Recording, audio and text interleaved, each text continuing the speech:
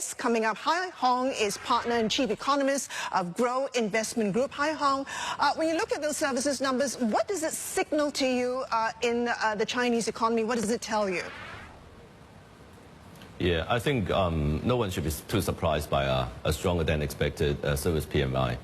Because December, if you look at the retail sales figure and also the travel figure, right? So international travel is back to the pre-COVID level, and also domestic travel. If you have a chance to travel in China, you will notice that a huge traffic flow everywhere you go, and all the hotels are fully booked, and the hotel room rates are like more than double the usual price.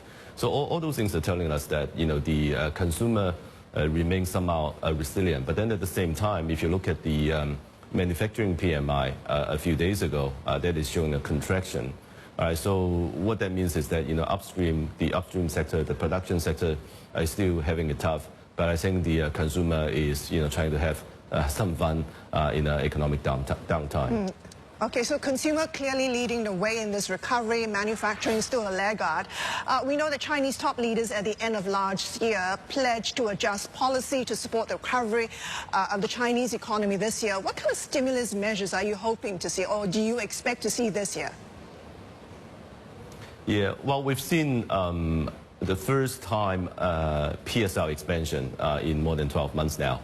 So the PBOC expanded its balance sheet 350 billion yuan worth of PSL. So that is the first time in 12 months. And also, in recent days, you've seen a very large scale of OMO, open market operations.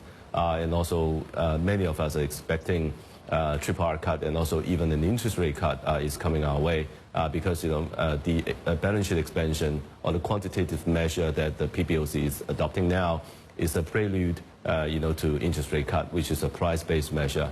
So I think the PBOC is clearly in an easing mood, and also in the housing sector side, many of the tier 1, tier 2 cities are relaxing further purchasing curbs on people without a city hukou to buy property there.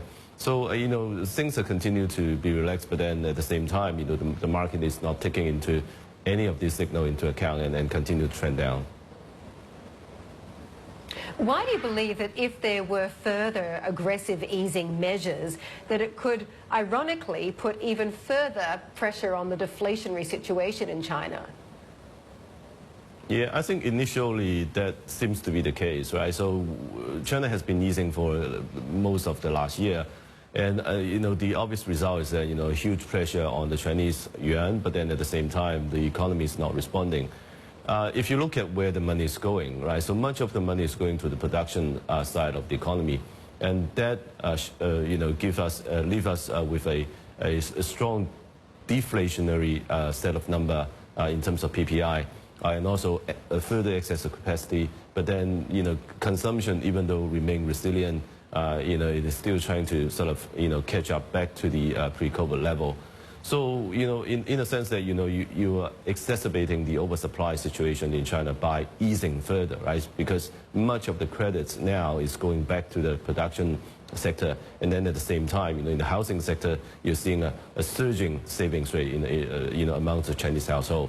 So as a result, because supply is substantially larger than demand, you're seeing a substantial downward pressure, especially in the upstream sectors.